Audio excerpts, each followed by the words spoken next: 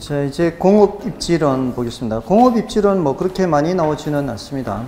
한 2문제에서 3문제, 10년간 그 정도로 나오는 건데요. 일단 배버입지론이 중요합니다. 27번을 좀 볼까요? 배버의 공업입지론에 관한 설명으로 틀린 것은 단 기업은 단일 입지 공장이고요. 다른 조건은 동일합니다. 1번의 생산자는 합리적 경제인이라고 가정한다. 경제학에서는 원칙적으로 인간은 합리적이다 이렇게 가정하죠. 그리고 최소 비용으로 제품을 생산할 수 있는 곳을 기업의 최적 입지점으로 보죠. 수송비, 임금, 집정력 이런 여러 가지 요소들 중에서 우선적으로는 수송비를 제일 강조했죠. 근데 그 비용들의 합이 최소가 되는 위치가 제일 좋은 곳이다 이렇게 본 거죠. 그 다음에 기업의 입지 요인으로 수송비, 인건비, 집적이익을 제시했고요. 그 다음에 기업은 수송비, 인건비, 집적이익 순으로 각 요인이 최소가 되는 지점에 입지한다. 수송비와 인건비는 최소가 되는 곳이 좋겠죠. 근데 집적이익은 클수록 좋은 거죠. 그래서 4번이 틀렸고요. 그 다음에 등 비용세는 최소 수송비 지점으로부터 기업이 입지를 바꿀 경우 이에 따른 추가적인 수송비 부담액이 동일한 지점을 연결한 곡선을 등 비용선이라고 하죠. 예를 들어 어떤 지점이 최소 수송비 지점이다. 그럼 여기를 벗어나면 어떻게 되겠어요? 수송비가 더 많이 발생하겠죠. 근데 그게 똑같이 10원씩 늘어나는 곳을 연결하고 똑같이 20원이 늘어나는 것을 연결하는 거죠. 그럼 이제 등비용선, 10원짜리 등비용선, 20원짜리 등비용선 이렇게 하는 거죠. 그리고 나서 어떤 지점이 여기 이제 있다면 이 지점으로 옮기면 수송비는 좀 늘어나죠. 근데 이 지점에 가면은 싼 저임금 노동력을 쉽게 구할 수 있다면 이곳으로 옮기는 것이 유리할 수도 있죠. 그럴 때는 이제 여기가 뭐 노동지향 입지에서 옮기는 게 나을 수 있어요. 그런 거를 찾기 위해서 등비용선이라는 것을 찾습니다. 정답은 4번이었고요. 그 다음에 28번은 여러분이 좀 봐주시고요. 넘어가셔서 29번, 30번을 좀 더 볼까요? 그 29번에 다음과 같은 특징을 지닌 기업이 입지할 도시를 선정하려고 한다. 어떤 입지형의 도시가 적당한가? 원료 지수가 1보다 작아요. 원료 무게가 많이 나가요? 적게 나가요? 원료 지수가 1보다 작은 산업. 이거는 원료 지수가 1보다 작은 산업은 원료 무게가 작아야 커요? 원료 지수가 1보다 크다는 게, 1보다 작다는 게 이렇게 되는 거 아니에요? 이렇게. 그죠? 그러면 제품을 생산하는 과정에서 무게가 늘어나는 거잖아요. 그러면 제품 무게가 많이 나간다 이런 의미잖아요. 원료 지수를 M으로 표현해. 이게 1보다 작다. 원료 무게가 많이 나가지 않는다. 뭐 무게가 많이 나가는 거요? 제품 무게가 많이 나간다. 이게 원료 무게, 이게 제품 무게예요. 그러면은 공장이 어디 근처에 있는 게 좋아요? 시장 근처에 있는 게 좋겠죠. 또 국지 원료를 사용하는 산업. 국지 원료가 편제 원료죠. 그리고 원료 부패 변질 가능성이 높은 산업. 이거는 공장이 어디 있는 게 좋아요? 원료 근처에 가까이 좋죠. 그래서 2번이 정답이 되겠죠. 다음에 30분도 좀 보고요. 산업별 입지 유형에 대한 다음 설명 중, 다음 서술 중 옳은 것은 1번에 원료 지수가 1인 경우 또는 입지 중량이 2인 산업. 그러니까 입지 중량은 원료 지수에 비해서 1이 큰 수예요. 1만큼. 원료 지수가 더 중요한 용어죠. 딱 1일 때는 어떻게 돼요? 자유입지죠. 어디든 관계가 없어요. 원료 지향 입지가 아니죠. 틀렸고요. 제품이 쉽게 부패, 변질되는 경우 및 생산 과정에서 중량이 증가하는 산업의 경우에는 원료 지향 입지인가요? 시장 지향 입지를 해야 되겠죠. 그 다음에 수송비 비중이 적고 기술 연관성이 큰 산업의 경우 이적 지점 지향. 기술 연관성이 크고 수송비 비중이 적고 기술 연관성이 크다 이러면 어떻게 해야 돼요? 관련돼 있다는 말이죠. 관련돼 있으면 어떻게 해야 돼요? 직접 지향을 해야 되죠. 한데 모여 있는 게 좋겠죠. 그래서 틀렸고요. 그 다음에 총 생산 비중, 노동비 비중이 크고 값싼 노동력의 의존도가 높은 경우는 노동 지향. 이건 맞죠. 그 다음에 국지 원료를 사용하거나 완제품을 만드는 산업의 경우 원료 지향 입지에 해당한다. 요거는 이 국지원료를 많이 사용하면은 편제 원료니까 그 원료 지향 입지잖아요. 근데 완제품을 만드는 경우에는 시장 지향 입지를 해야 되겠죠. 그것 때문에 틀렸습니다. 31번은 이제 여러분이 봐주셔도 되겠고요. 32번은 레슈의 공업 입지론이죠. 자, 이 레슈의 공업 입지론이 이제 이것도 작년에 이것도 처음으로 나왔어요. 그러니까 뭐 넬슨도 그렇고 레슈도 그렇고 잘 안 나오다가 작년에 같이 나왔는데, 레슈는 최대 수요 이론이라 그러죠. 레슈는 최대 수요 이론. 그러니까 수요가 가장 크게 되는 곳에 공장 지어라 이거죠. 최대 수요 이론. 그래서 1번에 보시면 옳은 걸 찾는데요. 시장에서 외곽으로 이동함에 따라 소비자 지불 가격이 하락하여. 시장에서 외곽으로 이동하게 되면은 공장으로부터 거리가 멀어지죠. 공장으로부터 거리가 멀어지면은 비용이, 수송비가 발생하기 때문에 어떻게 돼요? 소비자가 지불하는 가격은 올라갑니다.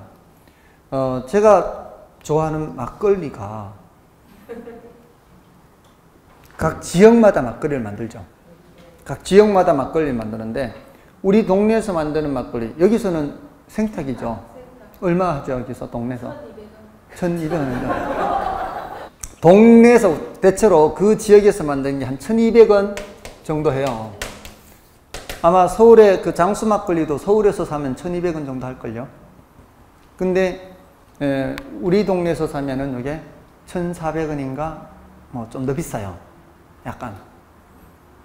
그리고 저기 경기도 양평 지평면에서 만드는 지평 막걸리가 있어요. 그거는 이게 품질 관리를 좀 하면서 마케팅을 좀 해서 좀 비싸요. 1,700원이에요.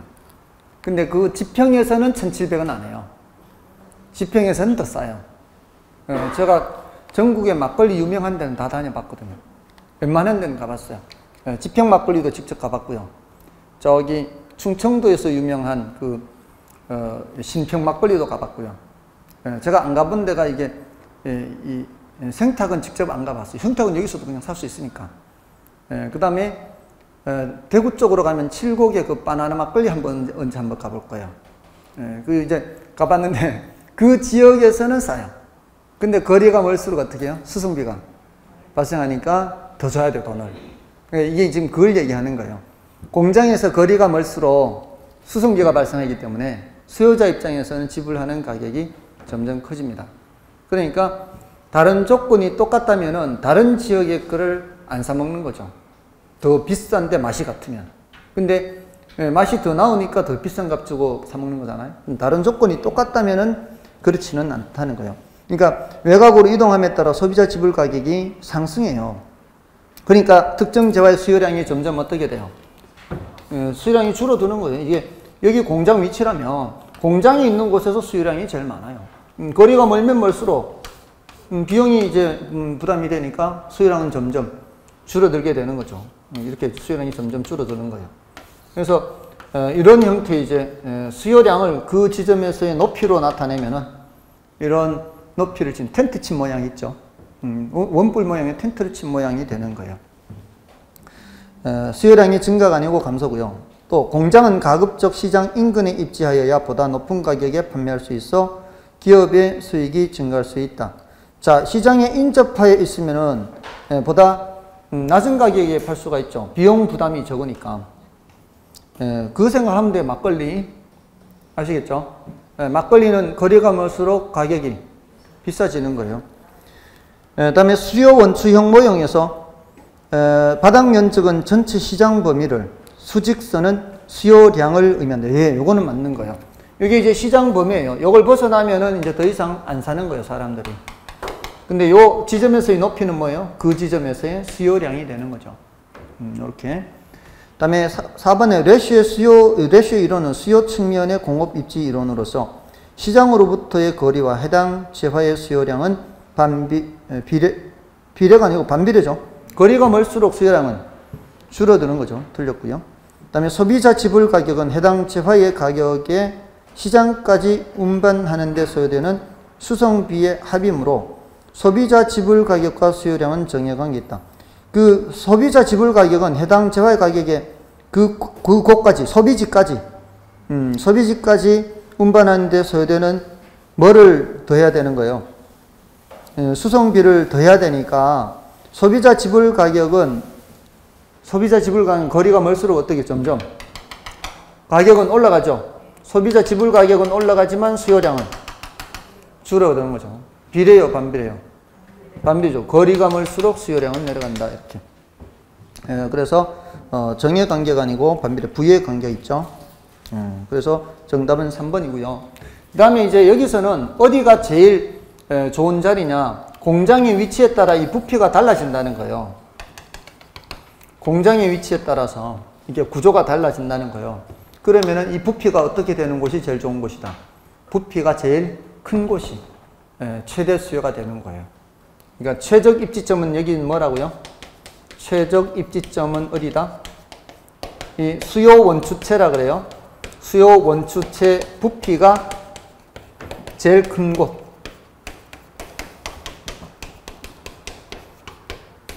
여기가 제일 좋은 위치가 되는 거예요. 자, 이 정도면 되겠습니다. 넘어가셔서 33번도 좀 볼까요? 공업입지론에 관한 다음 설명 중 틀린 것은 원료 지수 산정 시 보편 원료는 고려사항이 아니다. 보편 원료는 어디서든 구하는 원료죠. 물이 대표적이라 그랬죠. 근데 원료 지수 얘기할 때는 원료 중량을 따지는 건데, 원료 중량을 따질 땐 여기는 뭐만 따지면 돼요? 현재 원료만 따지면 돼요. 국지 원료.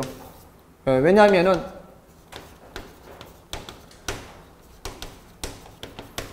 물은 어디서든 구할 수 있잖아요. 물은 어디서든 구할 수 있기 때문에 수송할 필요가 없어요. 수송하는 거는 뭐만 수송하는 거예요? 현재 원료만 수송해요. 그러니까 중량을 따지더라도 현재 원료 중량만 따지면 되는 거예요. 그래서 보편 원료는 따질 필요가 없는 거죠. 그 다음에 원료 지수가 1보다 큰 산업, 중량 감소 산업, 국지 원료를 사용하는 산업의 경우에는 원료 지향 입지에 해당하죠. 그 다음에 최대 수요 이론에 의하면 소비자 지불 가격은 재화의 가격과 수송비의 합이므로 시장에 인접할수록 상승해요. 시장에 인접할수록 내려가죠. 그 막걸리 가격 생각하시면 돼요. 막걸리에 대해서 소비자가 지불하는 가격은 멀어질수록 그게 더 올라가는 거죠. 그래서 3번이 틀렸고요. 그 다음에 4번의 레슈는 최대 수요 이론을 통해 기업은 시장의 확대 가능성이 가장 풍부한 곳에 입지함이 바람직하다고 주장하였다. 그렇죠. 최대 수요 이론이 시장 확대 가능성이 가장 풍부한 곳. 그 다음에 5번의 배번은 다른 조건이 일정 불변인 경우 기업은 수송비가 최소가 되는 지점에 입지하여야 한다고 주장하였다. 배번은 최소 비용 이론이죠. 정답은 3번이었나요? 그 다음에 이제 나머지 34번은 뭐 이런 보여주고요. 35번은 별로 중요하지는 않아요. 이건 뭐 주거 입지론에 대한 거는 한 번도 출제된 적은 없어요. 한 번도 출제된 적은 없는데, 그 상식적으로 이렇게 생각하시면 돼요. 상식적으로 어떤 위치가 있어요. 안으로 들어가면 들어갈수록 뭐를 줄일 수 있어요? 줄일 수 있는 비용은 교통비. 그러니까 두 개를 따지는 거예요. 교통비와 지대, 주거비, 주거비로 따지면 되죠. 주거비를 지대로 보시면 돼요. 주거비를 지대. 안으로 들어갈수록 뭐는 줄여요? 교통비를 줄이죠. 대신 뭐가 늘어나요? 주거비가 늘어나죠. 바깥으로 갈수록 어떻게 돼요? 교통비가 늘어나죠. 대신 뭐가 줄어들어요? 지대가 주거비가 줄어들어요. 그럼 이제 요거 가지고 따져봐야 돼요. 안으로 들어가는 게 좋은지 바깥으로 나가는 게 좋은지 요거 따져보는 거예요. 근데 요거를 따질 때 한 개 주거 비용과 한 개 교통 비용으로 따져요. 이건 추가적인 교통비, 추가적인 주거비를 따지는 거예요. 기본적으로 이렇게 생각하면 돼요. 주거비가 더 크다 이러면은 부담이 뭐가 좀 많이 발생하는 거예요? 지대가 부담이 큰 거죠. 한 개 주거비가 크다. 지대 부담이 커요. 그럴 때는 어떻게 하는 게 낫겠어요? 바깥으로 나가는 게 좋겠어요? 안으로 들어가는 게 좋겠어요? 지대 부담이 크면은 바깥으로 나가는 게 좋다 이 말이에요. 그러니까 한 개 주거비와 한 개 교통비를 비교하는 거예요. 추가적인 이제 비용을 따지는 거예요. 자, 이게 더 커요. 교통비 부담보다 얘가 더 커요. 상대적으로 얘가 더 작아요. 얘가 부담이 크면 얘를 줄여야 될 거 아니에요. 그럼 어디로 어떻게 한다고요? 바깥으로 나간다. 이게 더 크다. 교통비 부담이 더 크다. 그럼 어떻게? 안으로. 예, 그렇게 생각하면 돼요. 아시겠죠? 예, 더 이상 복잡하게 하면은 여러분들 정신건강에 해로워요. 뭔지 아시겠죠? 지금 생각할 때 주거비 부담이 크다 하면 바깥으로, 예, 교통비 부담이 크다 하면 안으로 이렇게 생각하면 돼요. 맞잖아요? 교통비 부담이 크다는 게 뭐예요? 저 바깥에 있기 때문에 안으로 들어 왔다 갔다 하기가 비용이 많이 발생한다는 거 아니에요? 그럴 때는 어떻게 해야 돼요? 안으로 들어가야 이 비용을 줄일 수 있단 말이에요. 그럴 때는 주거비가 좀 늘어나더라도 이 말이에요. 주거비가 늘어나더라도 뭐를 많이 줄일 수 있으니까, 교통비를 많이 줄일 수 있으니까 그게 이득이다 이 말이고, 또 너무 안쪽에 있으면은 지대가 너무 세니까, 주거비가 너무 세니까 주거비를 좀 줄여서 교통비가 늘어나더라도 바깥으로 나가는 게 좋다 이 말이에요. 상식적으로 생각하면 돼. 서울 시내 막 그 전세가가 너무 올라가잖아요. 그럼 주거비 부담이 너무 크잖아요. 바깥으로 나가면 당연히 뭐가 늘어나요? 교통비가 늘어나잖아요. 그러면서도 왜 나가겠어요? 주거비 부담이 너무 크니까. 이거 상식 아닌가요? 다들 그렇게 하실 텐데. 맞잖아요. 그렇게 생각하시라고요. 안에 있으면 주거비 부담이 너무 크니까 바깥으로 나가면 교통비가 늘어나는 거 누가 모르나요? 바깥으로 나가면 교통비 늘어나는 거 당연히 알죠. 근데 지금 안에 있으면 뭔 부담이 너무 크니까, 주거비 부담이 너무 크니까 이걸 줄이기 위해서는 바깥으로 나가야 되고, 너무 바깥에 있으면 무슨 부담이 너무 크니까, 교통비 부담이 너무 크니까 안으로 들어간다 이 말이에요. 됐나요? 더 이상 생각하시면 골치 아프니까 생각하지 마시고요. 자, 이제 36번을 보시면은 도시공간구조론이죠. 자, 도시공간구조론에서는 이제 동심원 이론, 선형 이론, 다심 이론 이렇게 세 가지. 자, 1번부터 보시면은 30번에 호이트의 선형 이론에 따르면 주택 지불 능력이 낮을수록 고용 기회가 많은 도심 지역과 접근성이 양호한 지역의 주거 입지를 선정하는 경향이 있다. 자, 주택 지불 능력이 낮은 사람들은 선형 이론에 의하면 어디 근처에 있어요? 도매 경공업지대 근처에 있죠.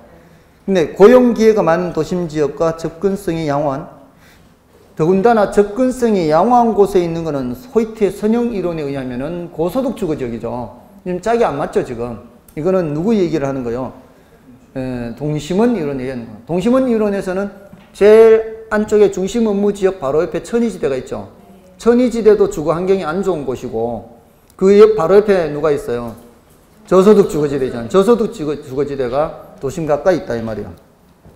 그 다음에 그래서 1번 바로 틀렸고, 헤이그의 마찰 비용 이론은 중심지로부터 멀어질수록 수송비는 증가하고 지대는 감소한다고 보고 교통비 중요성을 강조했다.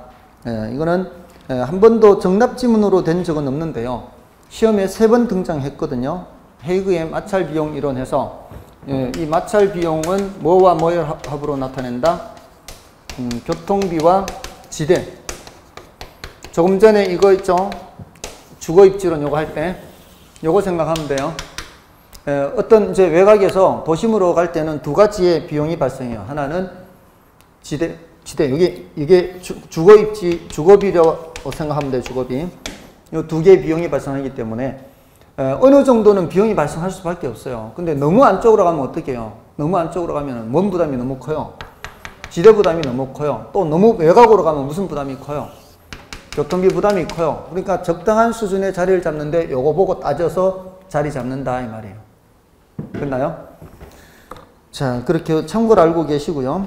그 다음에 3번의 버제스의 동심원 이론은 거주지 분화 현상의 연구를 통하여 도시 팽창이 도시 내부 구조에 미치는 영향을 설명했죠. 이 동심원 이론은 다 거주지가 분화되는 것이죠. 다음에 헤이스와 울만의 다핵심 이론에 의하면 도시는 하나의 중심이 아니라 여러 개의 전문화된 중심으로 이루어지고요. 그 다음에 다핵심 이론에서는 지대를 지불하는 능력의 차이와 유사한 활동이 집중하는 성향을 도시의 다핵화 요인으로 설명하죠. 요거 말고 두 가지가 더 있죠. 이종 업종은 분산 지향성이죠. 서로 다른 업종은 떨어져서 핵을 만듭니다. 또 하나가 더 있어요.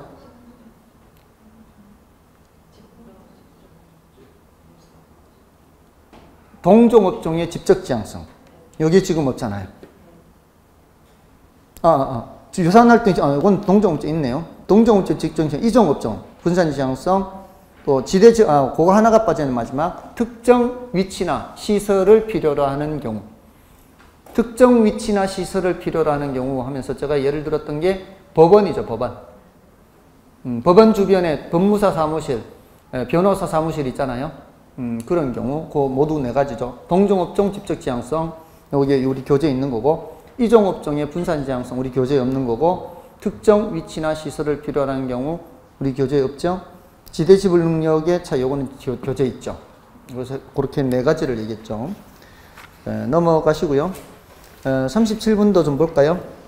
도시 공간 구조 및 입지에 관한 설명으로 온 것은 1번 동심원설에 의하면 중심지와 가까워질수록 범죄, 빈곤 및 질병이 적어져야 많아져요. 많아지죠. 그래서 틀렸고요. 선형 이론에 의하면 주택 구입 능력이 높은 고소득층에 주거지는 주요 간선도로 인근에 입지하는 경향이 있다. 그렇죠. 접근성, 도심으로의 접근성이 좋은 곳에 자리 잡습니다. 고소득층은. 그 다음에 다핵심 이론에서는 다핵의 발생 요인으로 유사활동이 분산이에요. 유사활동과는 집적 지향성이죠. 한데 모이죠. 틀렸고요. 그 다음에 이질활동 간에는 입지적 비양립성. 요거는 맞죠. 앞부분 때문에 틀렸고요. 그 다음에 도시 공간 구조 변화를 야기하는 요인은 교통의 발달이지 소득의 증가와는 관계없다. 소득과도 관계가 있죠. 주거분리 개념이 나오지 않습니까? 그 다음에 잡화점, 세탁소는 산재성, 백화점은 집심이죠. 집재가 아니고 집심이에요. 그래서 틀렸고요. 정답은 2번이고요. 38번도 볼까요? 38번. 다음에서 발생하는 도시 공간 구조 이론은 미국의 도시경제학자인 호이트가 주장하였다. 사람 이름만 알아도 사실 알 수는 있는데 사람 이름 몰라도 뭐 푸는 데는 지장은 없어요. 호이트는 선형 이론이긴 하죠. 근데 거기 도시 공간 구조 성장과 지역 분화에 있어서 중심 업무지구로부터 도매 경공업지구, 저급주택지구, 중급주택지구, 고급주택지구들이 주요 교통노선에 따라 쇠기형 지대 모형으로, 쇠기형 지대 모형이 바로 뭐예요? 선형이잖아, 선형. 쇠기 모양 아시죠? 그렇고요. 주택가격 지불 능력이 도시 주거 공간의 유형을 결정하는 중요한 요인이다. 주택 지불 능력을 중시했죠, 이 사람은. 선형 이론에 대한 거고요. 39번은 여러분 봐주시고요. 40번도 좀 보겠습니다. 도시 공간 구조 이론에 관한 설명 틀린 것은 1번에 동심원 이론에 따르면 저소득층일수록 고용 기회가 적은 부도심과 접근성이 양호하지 않은 지역에 저소득층일수록 안으로 들어가는데 부도심 이런 말 없죠? 동심원 이론은 핵이 한 개밖에 없잖아요. 근데 뭐 부도심 이런 말이 맞지 않습니다. 그리고 동심원 이론에 의하면은 소득 수준이 낮은 사람은 도심 가까이 있죠. 그래서 틀렸고요. 다음에 선형 이론에 의하면 고소득층에 주거지는 주요 교통노선을 추구하여 접근성이 양원적에 맞고요. 동심원 이론에 의하면 점이지대는 천이지대라고도 하죠. 전이지대. 고소득층 주거지역보다 도심 가까이 있죠. 맞고요. 다핵심 이론에서 도시는 하나의 중심지가 아니라 몇 개의 중심지들로 구성되고요. 동심원 이론은 도시 공간 구조를 도시 생태학적 관점에서 접근했죠. 이거는 이제 도시가 성장한다 이렇게 봤잖아요.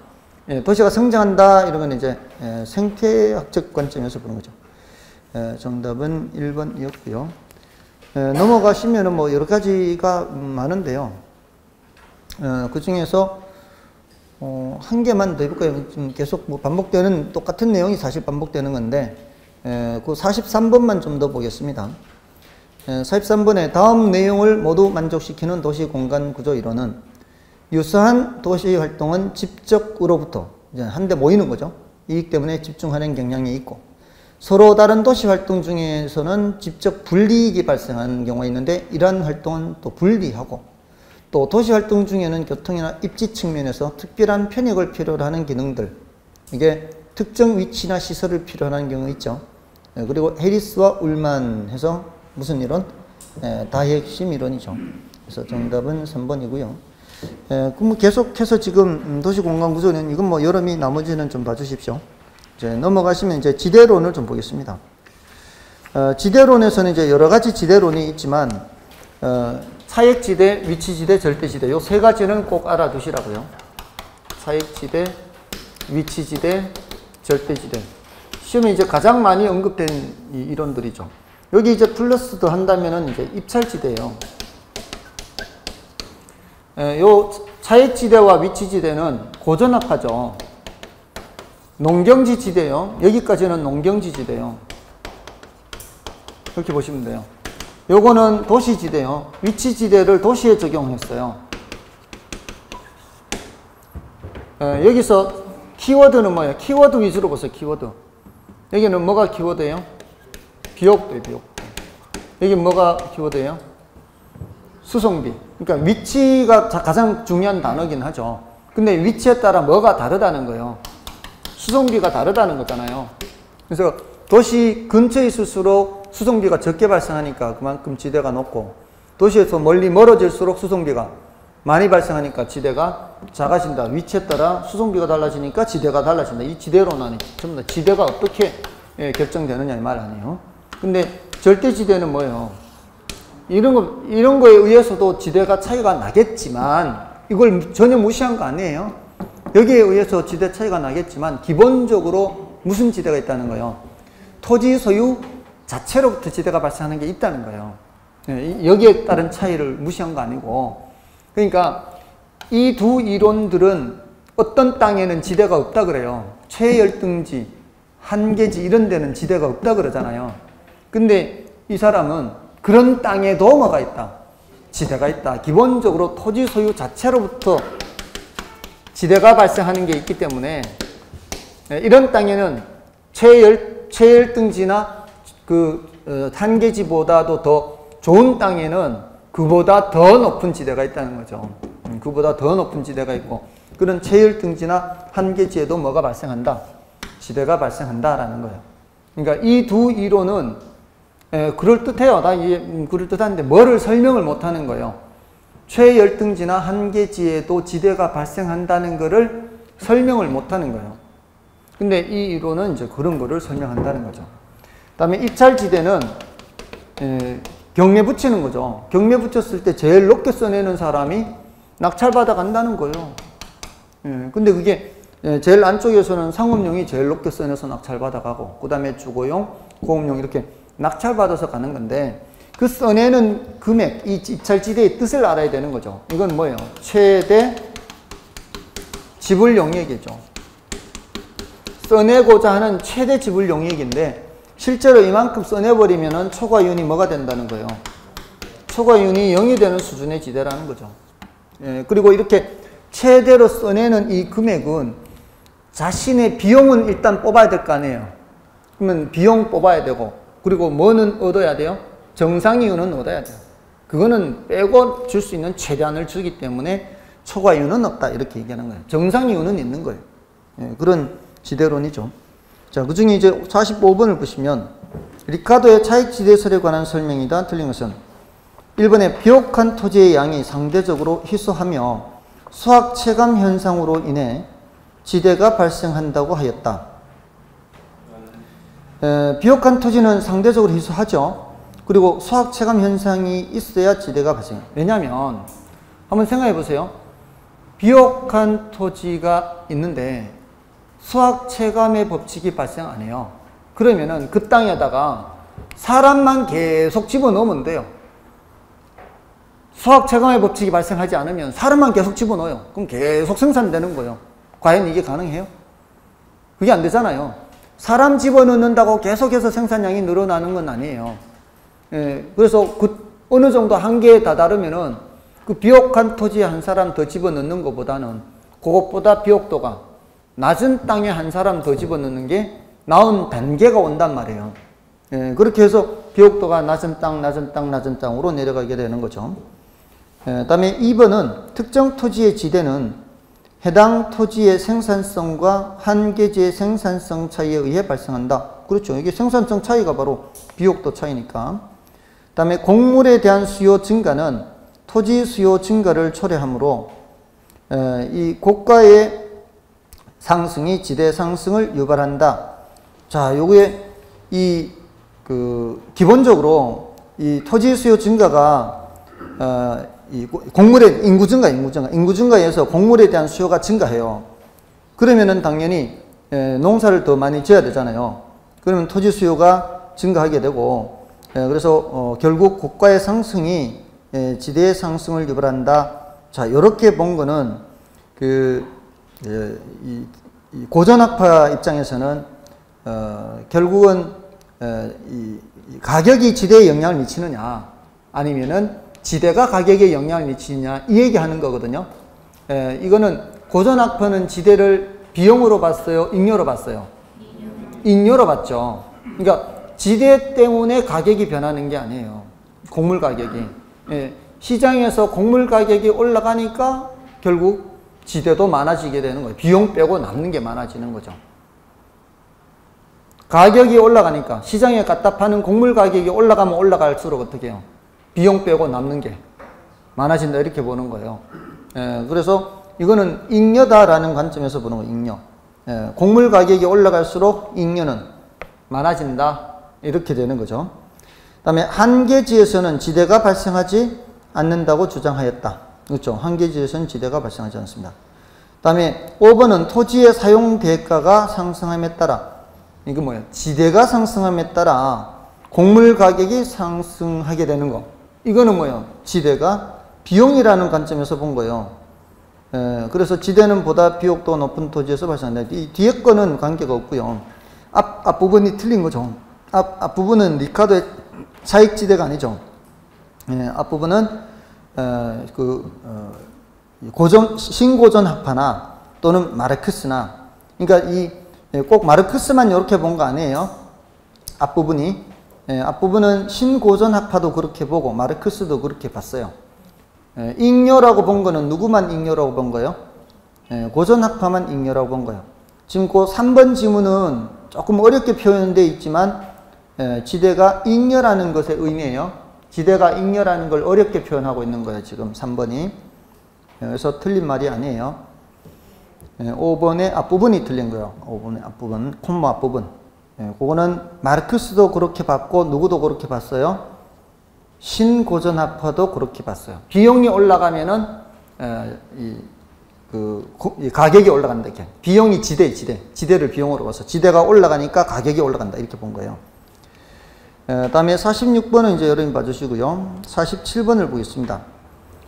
지대 이론에 관한 설명으로 옳은 것을 모두 고른 것은 리카르도는 지대 발생 원인을 비옥한 토지의 희소성과 수학 체감 현상으로 설명하고 토지 질적 차이에서 발생하는 임대료 차이다. 맞죠? 비옥한 토지의 희소성 수학 체감 법칙 맞고요. 그 다음에 마샬은 일시적으로 토지와 유사한 성격을 가지는 생산 요소에 기속되는 소득을 준지대로 설명하고 단기적으로 공급량이 일정한 생산 요소에 지급되는 소득으로 보았다. 자, 거기 키워드는 단기적으로 공급량이 일정한 생산 요소. 이게 키워드예요. 단기적으로 공급량이 일정한 생산 요소. 이게 준지대입니다. 요거 지난번에 이런 예를 들었었나요? 지금 어떤 가게를 운영하는 사람이 지금 분명히 손해인데 손실을 보고 있는데도 문을 안 닫고 운영하는 이유가 뭐냐 했었죠. 그게 우선 매달 나가는 임대료, 이런 그 계약 기간까지는 무조건 임대료는 나가야 되고, 그러면 문을 닫으면은 임대료만큼 생으로 손해를 보는데, 근데 오픈을 하면은 최소한 인건비는 뽑으면, 인건비 뽑고 조금은 그래도 남으면 임대료까지는 다 못 내도 손해를 조금은 줄일 수 있다 그랬잖아요. 그래서 일단 변동비한테 지불하고 남는 거, 그거는 누구한테 귀속된다. 단기적으로 일정한 공급량 일정한 생산 요소, 이게 이제 지불되는 거. 이거를 준지대 이렇게 했어요. 좀 어려운 표현인데 이제 옳은 표현이고요. 다음에 디귿은 튀내는 한계지의 생산비와 우등지의 생산비 차이를 절대지대로 보았다. 이 말이 돼야 안 돼요. 예, 지금 절대지대란 말하고도 안 맞고요. 한계지의 생산비와 우등지의 생산비, 이 말도 튀낸하고는 안 맞죠. 이거는 차액지대잖아요. 예, 그래서 짝이 맞지 않아요. 그 다음에 마르크스는 도시로부터 거리에 따라 농작물의 재배, 거리에 따라 농작물의 재배, 이건 벌써 뭐 좀 이상하죠? 거리에 따라 이렇게 나오면은 이건 수송비 차이해서 티넨의 위치지대잖아요. 그러니까 디귿과 리을은 말이 안 되네요. 그래서 1번이 정답이고요. 48번은 뭐 여러분이 좀 봐주시고, 자, 넘어가셔서 49번도 좀 볼까요? 다음의 내용을 모두 설명하는 지대는 토지 소유자가 토지를 소유하고 있다는 독점적 지위 때문에 받는 수입이므로 최열등지에서도 발생한대요. 그리고 지대란 토지의 비옥도나 생산력에 관계없이 발생하고, 지대는 토지 사유화로 인하여 발생한다. 뭐겠어 이게? 마르크스의 절대지대를 말하는 거죠. 그 다음에 50번은 여러분, 51번도 이런 봐주고, 52번을 볼까요? 52번은 지대 이론에 대한 설명이다. 가장 적절한 서술은 고전학파는 지대를 비용으로 본 반면 신고전학파는 잉여로 보았다. 이게 지금 틀렸죠? 바뀌어있죠? 지대를 잉여로 보는 경우 해당 잉여분에 대한 환수 논리가 성립된다. 그렇죠? 잉여는 이제 불로소득으로 보는 거잖아요. 불로소득으로 보니까 환수 논리 성립된다. 이렇게 볼 수가 있고요. 그 다음에 3번은 튀내는 토지 비옥도에 따른, 튀내는 비옥도가 아니죠. 리카도의 그 차액지도가 비옥도죠. 그래서 틀렸고요. 그 다음에 리카도는 비옥도의 차이에 의해 한계지에도 지대가 발생한다. 한계지는 지대가 발생하지 않잖아요. 그래서 틀렸고요. 경제지대론에 의하면 생산 요소의 수요 탄력성에 따라 전용 수입과 경제지대 비중이 달라진다. 자, 제가 경제지대 할 때마다 누구를 얘기했어요? 저를 얘기했죠, 저를. 경제지대. 예. 부동산학개론 강사 공급곡선을 얘기했잖아요. 수요곡선을 얘기한 게 아니고, 무슨 곡선? 공급곡선. 공급곡선이 가파를수록 경제지대가 어떻게 된다? 잉여가 많아진다 그랬죠? 맞나요? 경제지대 하면 개론 강사 생각하면 되는 거예요. 예, 그래서 틀렸죠. 틀렸고요. 50 넘어가면 이제 몇 개 안 남았는데요. 한 두 개만 풀어볼까요? 일단 54번을 보겠습니다. 53번 중에 지대이론에 대한 다음의 서술 중 옳은 것은 1번에 마샬은 토지마다의 비옥도의 차이와 소학체감, 비옥도, 소학체감 이런 말 어디서 나오는 거예요? 차액지대에서 나오죠. 차액지대. 네, 그래서 틀렸고요. 마르크스는 한계지에서의 지대 발생을 부인하였으며 지대 상승이 국가 상승. 한계지에서 지대 발생을 부인했어요. 지대 발생한다 그랬어요. 지대 발생한다 그랬잖아요. 예, 그래서 그 뒷부분 맞아요. 지대의 상승이 고가의 상승을 초래한다. 그러니까 비용이 올라가면은 가격이 올라간다. 지대를 비용으로 본 입장에서는 그래요. 뒷부분은 맞는데 앞부분이 틀린 거예요. 그 다음에 튀내는 토지의 비옥도 이외에 위치 중요성을 인식하여 현대적 입지론의 기초를 제공하였으며, 이게 끝이 맞고요. 한계지에서의 지대 발생을 부인하였다. 다 맞죠. 한계지에서는 지대가 발생하지 않아요.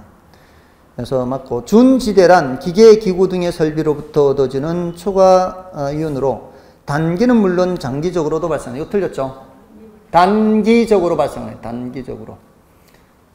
다음에 5번 튀넨의 입지교차 지대설에 의하면 집약농업의 지대곡선의 기울기는 완만하고 조박농업의 지대곡선의 기울기는 급하다. 이거 틀렸죠. 이게 집약농업이 가파르죠. 그 교차점 안쪽은 누가 자리 잡아요? 집약농업이 자리 잡고 바깥쪽은 조박농업이 자리 잡는다 이거죠. 시설재배 같은 게 여기 안쪽에 있는 거죠. 그래서 틀렸고요. 다음에 55번, 56번에서는 그 55번에서는 그 5번 지문만 좀 체크해 볼게요. 이거는 이제 중요도는 낮아요. 생산물의 단위당 한개 운송비란 말이 나오잖아요. 그 단위당 한개 운송비라는 말은 이런 거예요. 그 외곽에서 1km 수송하는데 비용 발생하는 거 하고 도심에서 1km 수송하는데 발생하는 비용 하면 어떤 쪽이 더 많이 발생하겠어요?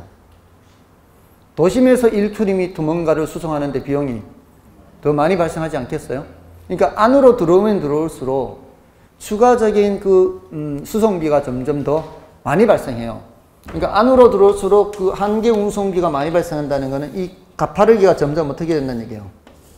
이게 더 가팔라진다는 얘기예요. 이게 안으로 들어올수록 그걸 얘기하려는 거예요.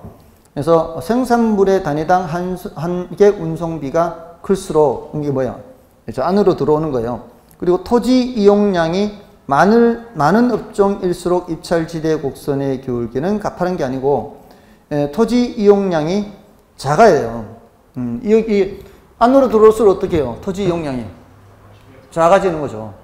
외곽으로 나갈수록 토지 이용량이 많아지는 거죠. 이렇게 안쪽으로 들어오는 걸 말하는 거죠. 그래서 5번이 틀린 말이에요. 좀 중요도는 조금은 낮아요. 난이도는 높고. 그러니까 그 56번의 4번과 같은 맥락이에요. 그러니까 55번의 5번 지문이나 56번의 4번 지문이나 같은 맥락이에요. 그러니까 입찰지대 곡선의 기울기는 토지 이용자의 토지 이용량을 생산물의 단위당 한개 운송비로 나눈 게 아니고요. 단위당 한개 운송비를 뭐로 나눠야 돼요? 토지 이용량으로 나누는 거예요. 그러니까 안으로 들어올수록 토지 양이 작은 것을 말하는 거예요. 토지 이용량이 작을수록 이게 가팔라지는 거죠. 그런 정도입니다. 나머지는 뭐 여러분이 파악하시면 되겠고요. 오늘은 여기까지 하고요. 다음 주는 이제 정책론에 대해서 하도록 하겠습니다. 됐습니다. 감사합니다.